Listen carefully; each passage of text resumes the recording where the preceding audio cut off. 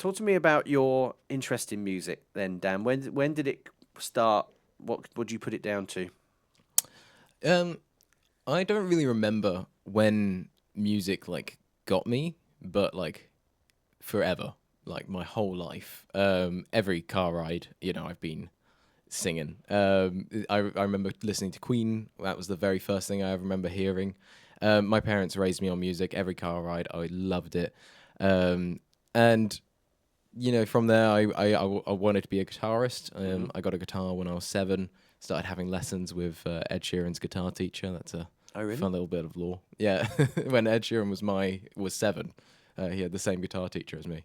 Oh, wow. Who was the guitarist of a band called Shack Attack from the 80s. Yes. Yeah. I know Shack Attack. Yeah. What's the guitar teacher's name? Keith. Oh. I can't remember his surname, but Keith. I don't know Keith from Shack Attack. I know Bill from Shack Attack.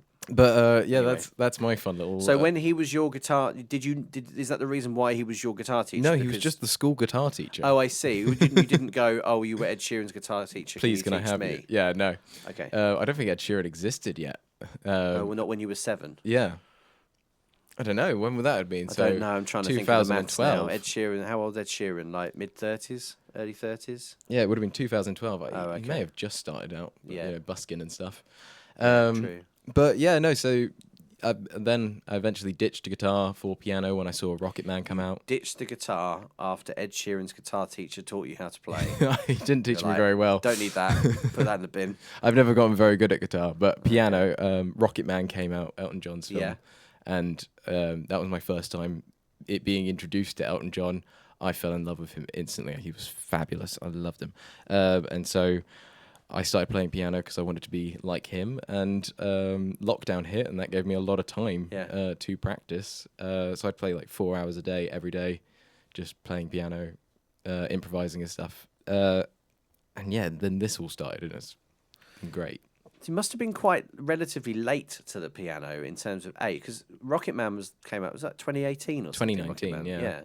yeah. Yeah, so I would have been 14, 15, I Yeah. think. Yeah. So I was very late to the And you piano. didn't know anything about Elton John by that point. I know. This I makes don't know. me feel so old. I don't know how I I wasn't got exactly through. around Elton John the first time, but I mean, I remember Elton John from being I don't young. know how I got through that long without knowing Do of you Elton feel John. ashamed that you... I do, Yeah. because I now have his entire catalogue. I've got a record collection Mm-hmm. of his songs. I'm obsessed. I've listened to his audiobook about his life twice. Yeah. Well, now you've said Elton John, I can definitely see that you do take some influence from him in The your big shoes, the in big your glasses. live performances. Yeah. Yeah. You've got to learn from the best, from the greats. Yeah, So yeah. I watch a lot of videos of piano players playing, and I'm like, Right. what makes them look so cool? Mm. And I mean, for him, it's the putting his foot up on the piano, but I wouldn't do that to my keys yet. Oh, okay. maybe when you're rich and you can afford another one, Yeah. you can have one that you damage with your big shoes. My big heels. Yeah. At the moment, my biggest platform is 2.5 inches, so I'm looking to up that to 6 at some point. Wow. Blimey. Well, I'm 5'8". I need I was to. gonna say- well, that's not exactly short though, is it? No, it's very tall. It's very tall. Yeah. Well, you can be whatever size you want to be when you're sat on a piano stool. Yeah, exactly. Just twist that, as we've already established, twist it, and it makes you tall or short. Yeah. Dan brought the piano stool with him, and I said, that's not going to reach the desk. And he said, no, it does. It's fine. Just about. Yeah. Yeah. I'm a little bit low. That's all I'm good. a little bit low. So Elton John is an influence. Who else? Tim Minchin. That's a massive one for me. Okay, I can see that as well. It all starts to come together. Yeah. Bowling for Soup is where the pop punky element of it comes in. Mm-hmm. But yeah, Tim Minchin and Bo Burnham, massive part of my writing process. I tried to be, funny like them. Yeah. Which is an impossible feat because they are geniuses. And then the other one, weirdly, was Eminem for a little bit. Okay. Eminem taught me a lot about rhyming and how to make, because I started realizing when I was listening to him that often throughout the lines they're rhyming with other bits of other lines, and the whole thing is sort of rhyming, and that's what makes it so fast and catchy. So I tried to capture more of that in there, which is I'm definitely not there, but I think.